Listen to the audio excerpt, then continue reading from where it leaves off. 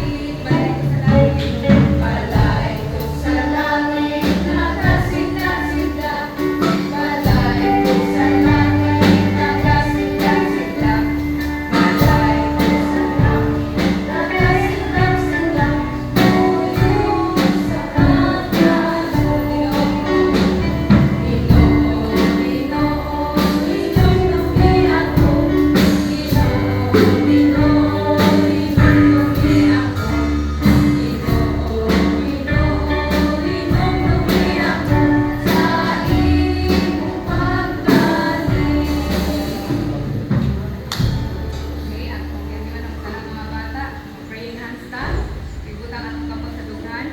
At akong giangian, si Kuya JJ sa pag-pray. Lord, give sa pagkatawag na bigyan para sa pag-bless ng verse. Song of teacher ba ang mga classmates, Lord. Kung may bless na lang, give sa pagkatawag na bigyan para Jesus na may prayer. Amen. Amen. Okay. Ang giangian ang tanan sa pagpakyaw sa atong mga kamot, ni nga mga kabataan. Ug akong gihangian ang mga pag-ampo ni Sister Marie Frey, the brother.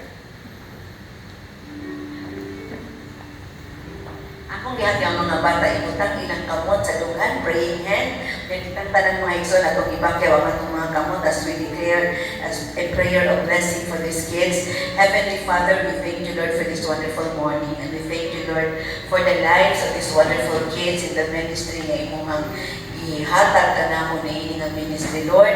We thank you even, Lord, for the life, O God, sa mga parents, sa guardians na ilang yung idalang ilang mga gagmay kabataan sa simbahan so that they will also receive that special blessing, the Word of God, na mo-nurture kanila spiritually. Salamat, Ginoo, sa kasing-kasing, sa tagsatagsa ka mga bata, na naging abri, Ginoo, kasing-kasing, una-una, mudawat sa imong pulong, mutuon sa kanta, mudawat sa Word na gitulo sa ilang Sunday school teacher.